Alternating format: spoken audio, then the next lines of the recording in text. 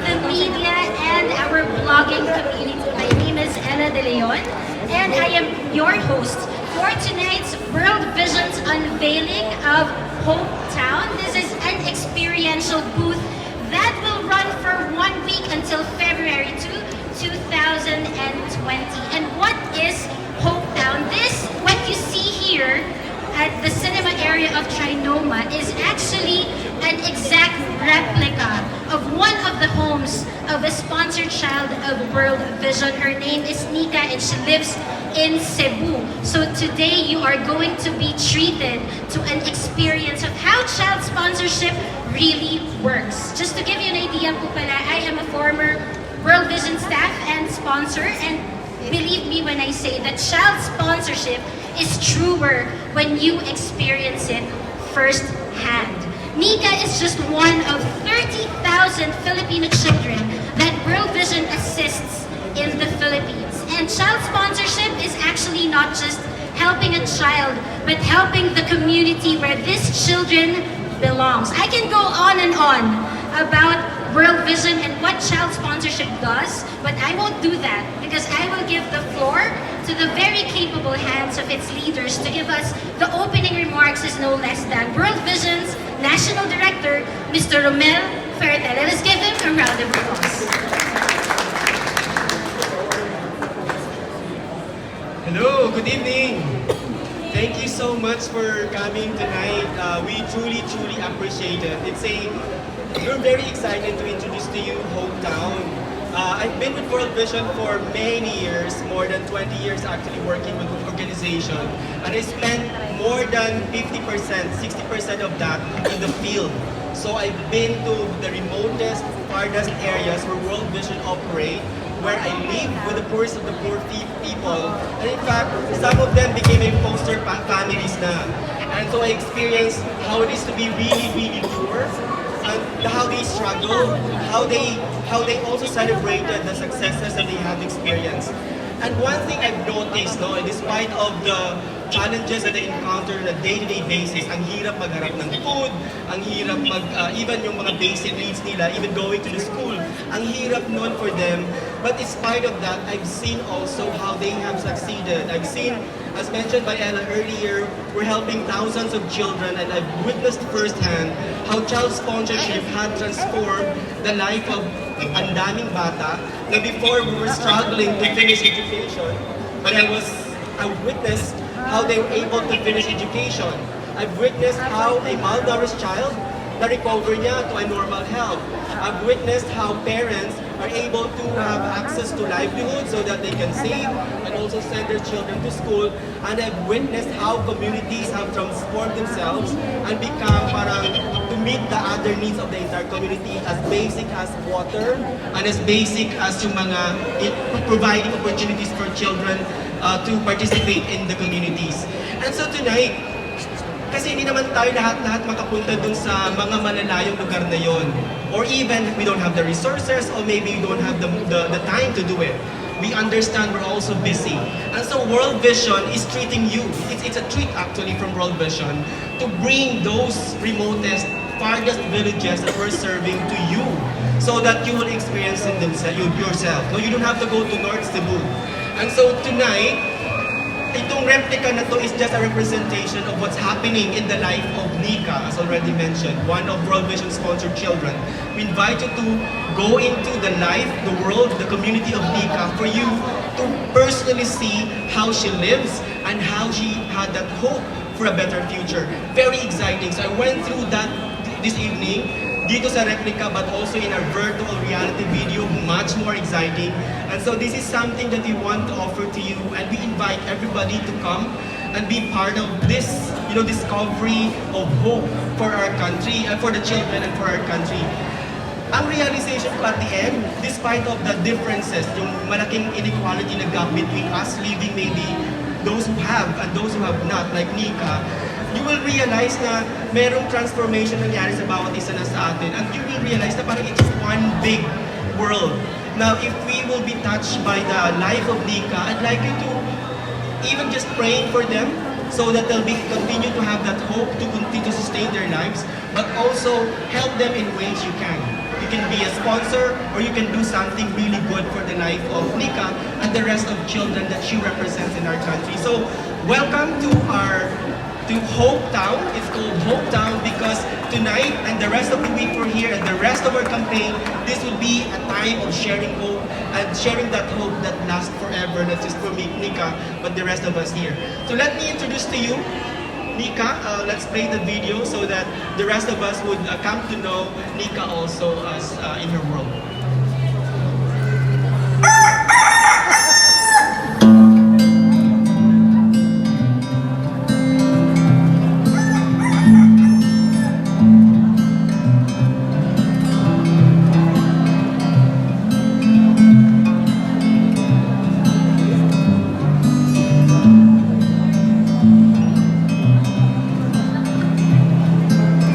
Aking pangalan ay Nika Zaira.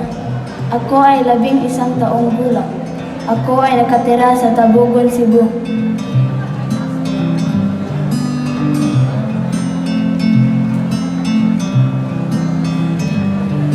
Ako ay nakatira sa isang simpleng tahanan kasama ang aking ina na si Maria Okimi. Ako ay may 6 na kapatid pero 3 lang kami ang magkasama sa bahay.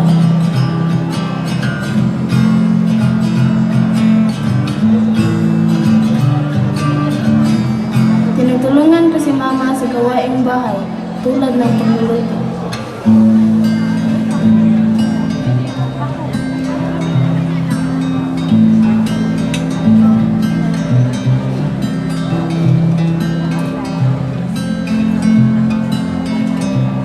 Tinutulungan ko din siya sa kanyang hanap buhay na pagtatanim ng mais at paggawa ng lalagyan ng bola.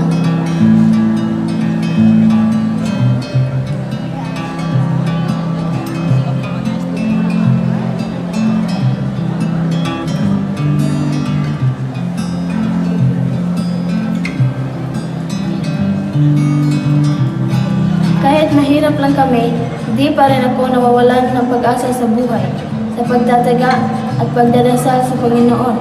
Alam kong makakamit ko ang aking mga pangarap.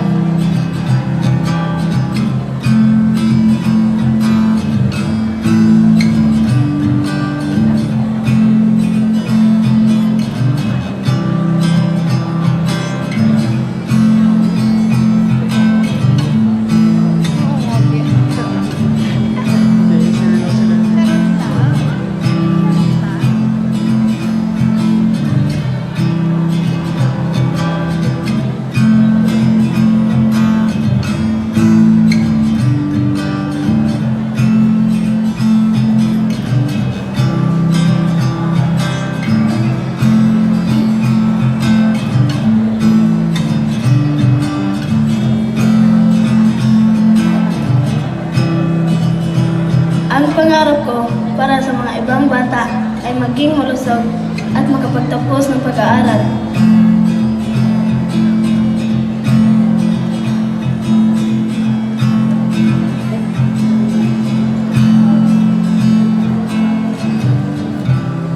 Palakpakan po natin ang napakagandang video na yan. As they say, it takes a whole village to raise a child, and all of us here are part of that village. If you want to be part of these children's lives and making their dreams come true, all you have to do is to be a child sponsor of World Vision. You can do that by approaching any of the World Vision staff that you see here, or learn about it through the website worldvision.org.ph. And speaking of people who help World Vision assist all these children in the Philippines, like I mentioned, si Nika, iisa lang po siya sa 30,000 bata in the Philippines. Not just in the Philippines, no? World Vision is also present in 100 countries around the world. Katulad din yung mga media friends natin at bloggers, we also have our celebrity ambassadors who staunchly support our programs. And we are so blessed because we have 3 of them. Not 1, not 2, but 3 of them joining us right here today. Diba? Sarap kayo makita ng artista on a weekend. Joining us, please give a round of applause to, first we have Spiritual Nurture for Children Ambassador, Mr. Iñigo Pascual!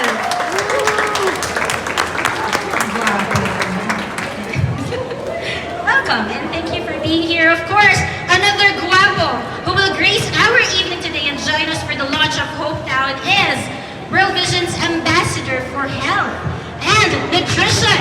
Very fit din siya, Mr. Enzo Pineda. And our only rose among the thorns, our Youth Ambassador for Children, the very lovely Miss Bianca Umali. Alright, they are World Vision celebrity ambassadors. They give their time, their talent, and their treasure just to make sure that children's dreams do happen and child sponsorship really works. So, like I mentioned earlier, child sponsorship is truer when it is experienced firsthand. At sila po mismo, na-experience nila kung paano nagbabago ang buhay ng mga batang ito because of child sponsorship. Now, let's hear from them. Can you please share with our friends from the media and our bloggers how you have experienced child sponsorship yourselves? I first actually was about World Vision when I was in grade school. I did a marathon in Alipa. And, you know, we were able to sponsor children. But my personal experience is we get to go to certain cities and we get to shop and meet the children. And I feel like it's always better to experience it, what we said firsthand. Kasi minsan di mo alam yung paano ka nakatulong kung sa social media mo lang nakikita. When you actually see them live in person and get to experience how they are and how you're able to help them, I feel like mas ma-appreciate mo, mas gusto mo pa makatulong syempre sa tao. And it's always nice, obviously, parang masaya ako na we have exhibitions like this, syempre we invite people to experience it as well firsthand. Thank you so much. Bianca, would you like to share anything? Hello, good evening po sa inyo lahat. Ang masashare ko is actually one of my favorite experiences with World Vision is that we went to Marawi after the disaster that happened there. And doon, nakipaghalubilo po ako sa mga bata. Tinaruan ko sila, nakipaglaro ako sa kanila. At kahit sa mga babae doon, tinulungan ko sa kanila sila sa pagbangon nila muli pagkatapos ng lahat na nangyari. And it was an amazing experience. And tama yung sinabi ni Iñigo na ibang experience yung maranasan mo siya firsthand. And that's why with World Vision, one of my favorite things is that we really immerse ourselves and gusto namin intindihin kung ano yung sitwasyon para lalo namin malaman kung paano namin sila matutulungan. Thank you so much. This time, we'll hear from Mr. Enzo Pineda. Ako naman, before I became part of World Vision, child sponsor na ako. So, I emailed World Vision, nag-message sila sa akin, and I was given the opportunity to help. And I've been part of World Vision last year now, late last year. So my first-hand experience was I was in Malabon. And nakakataba ng puso because ang dami mong natutulungan ng mga bata. It's not just the kids Kasi baka people might get a different impression. Hindi lang mga bata yung natutulungan natin, pero yung mga communities nila. And like I said, you're up for a treat kasi at least now you get to have an experience kung paano ba namin natutulungan yung mga bata. And I'm excited to meet everybody and it's gonna be a good event. Thank you. And this is the fun part. If you will be waiting or if you'll be staying with us until towards the end of our program, meron tayong challenge. And syempre, bidang-bida sa challenge natin ang ating mga celebrity ambassadors. So please do watch out for that. Please stick around.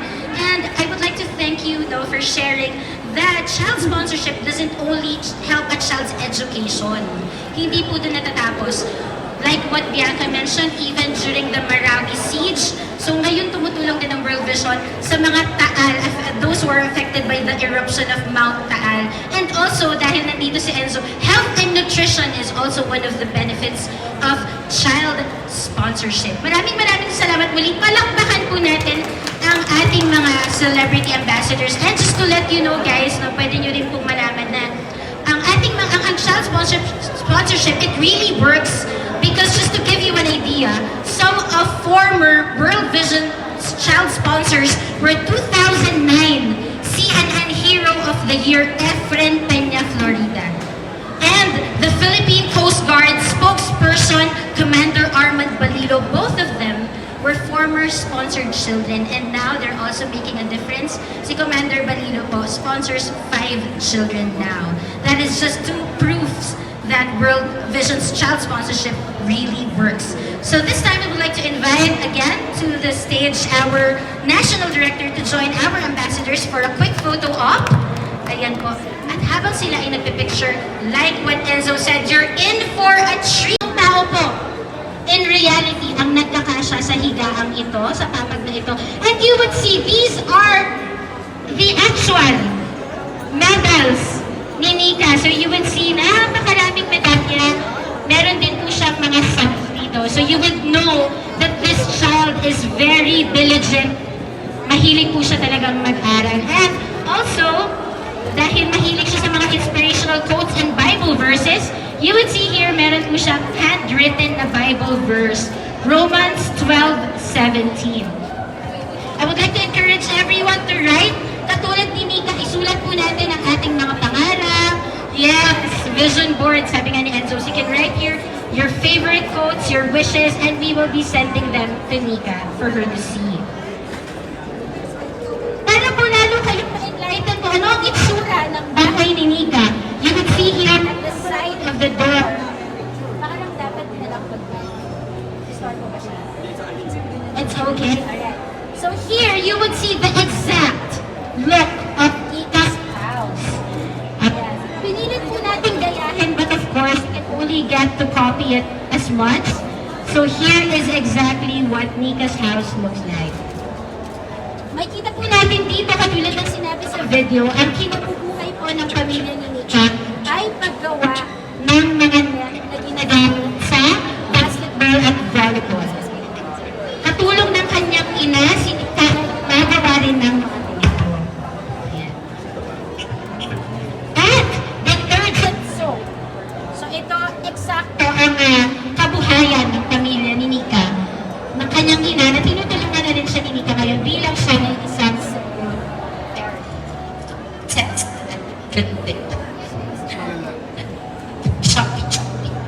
hello!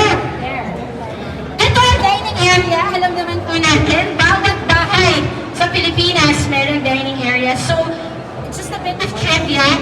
Si Nika po mismo ang naghahanda ng kanilang kakainin sa araw-araw. Isang mabuting estudyante at isang mabuting anak. Lalo po kayong ma-engganyo, you will be more inspired to help children like Nika because hindi lang po siya magporsigido sa pag-aaral, hindi porsigido rin upang tulungan ang kanilang mga pamilya. Dito naman po, tayo ay tumungo sa kusina. Tulad ng pagmamahal ni Nika sa kanyang pamilya at sa kanyang pag-aaral, nagbabaga po. Ayan, experiential talaga if you see it. There's really fire there. Good actor talaga siya, no? Kunwari mainit. Alright, so you would see that ang ginagamit po nila, katulad ng maraming mga bahay sa mga probinsya, they use this clay stove. Ganyan po ang buhay ni Nika, ganyan po ang paraan niya upang tumulong sa kanyang pamilya, ang pagluluto at pagtulong sa kinabubuhay ng kanyang ina sa paggawa ng mga nets at detergent soaps. So this is just one of the wonderful parts of this experiential tour, no? Kung kayo ay hindi pa nakakakita ng clay stove, ayan siya. So you can also see that here on this side, this is very, very informative. So Nika comes from an agricultural community, and one of the benefits of child sponsorship is that World Vision also assists in the livelihood of the families in the community. So isa sa mga tinutulong, hindi lang po para sa bata, kundi para sa ikabubuhay ng pamilya. Tinuturuan po ang mga magulang kung ano pa pong ibang mga kabuhayan ang pwede nilang pasukin. So here, of course, you would see mais po ang isa sa mga tanim sa lugar nila Nika bilang ito ay isang rural agricultural community. So if you sponsor a child today, you will also get to write your message and plant them. Diba? Meron talaga tayong soil dito. You can plant them because you can plant a seed of your commitment. So isa lang yan sa mga pwede ninyong gawin tonight dito sa Hometown. moving forward, ayan po. Usog tayo. This is a wonderful treat for all of you. Kung hindi pa po sapat na nakita nyo ang bahay ni Nika, pwede nyo pong makita ang real thing using this virtual reality experience. So later, if you want to try this, it's just here. You would see the exact community of Nika in North Cebu. So just let our staff from World Vision know that you want to check it out and they will assist you. Ayan, makita niyo rin si Nika, ang nanay niya, ang kapatid niya, ang mga manok, ang kanilang mga kapitbahay. So you would really see how it is in the community. Katulad nga ng sinabi ni Kuya Romel, hindi niyo na kailangang lumipad sa North Cebu to see how it looks like. Kami na po ang nagdala dito sa inyo. Let's proceed to this left side of Hopetown. Sa tingin niyo po, ano itong setting na ito? Anong setting po ito? Yes, ma'am. Classroom. So, katulad po ng sinabi namin, ang pagtulong po ng World Vision ay holistic o buo. So, even the schools and the communities we assist, kung merong kakulangan, World Vision helps to assist those as well. And if you go to that side, katulad nga po ng ating Ambassador for Health and Nutrition, hindi lamang po pag-aaral, hindi lamang po livelihood development, but also health and nutrition. They make sure that children have access to clean water. Di ba? Tuta, paano ka magiging healthy kung marami ang tubig na iniinom? So, experiential po siya, yes, pero wala po itong tubig. Si World Vision partners with different corporations and different entities to make sure that we are able to give the children in our community clean water, access to clean water, and good nutrition.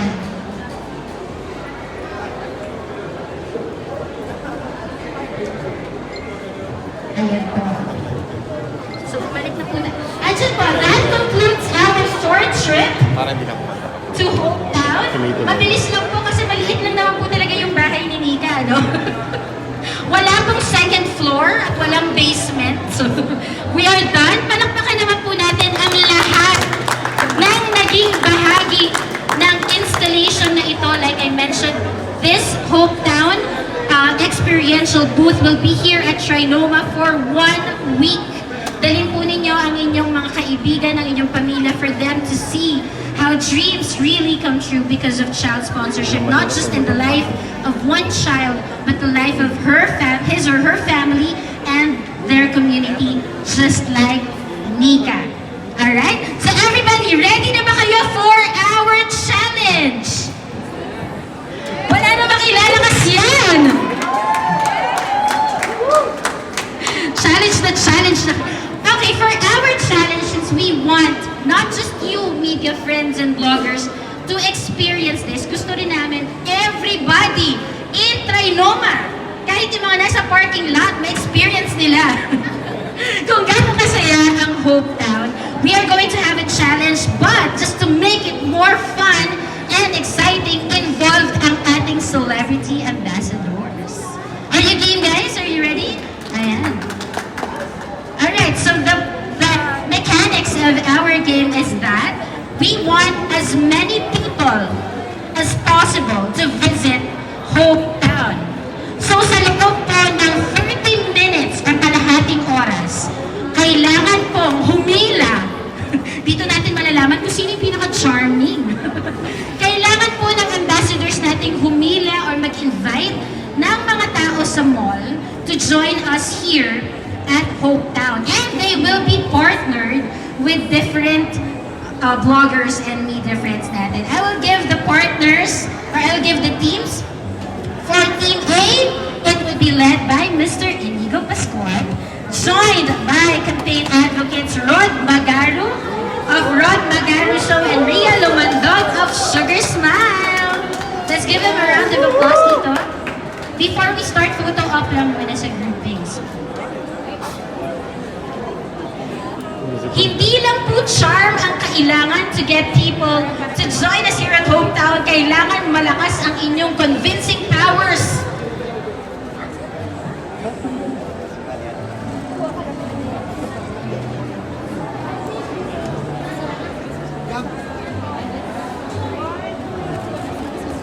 dito magkakaalaman how creative they are para hilahin ng mga tao dito sa ating hometown booth. And Team B will be led by, thank you so much, Team B will be led by Mr. Enzo Pineda, together with our campaign advocates, of course, Gemma Villanueva of Orange Magazine TV, and Earth Rulan of Earth Lake Gorgeous.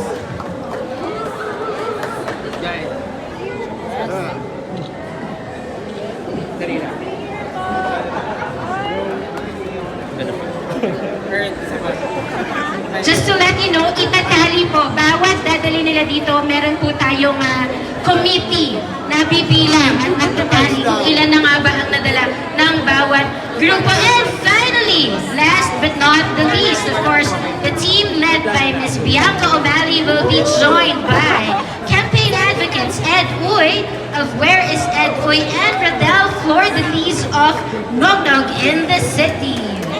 Palakpakan po natin sila.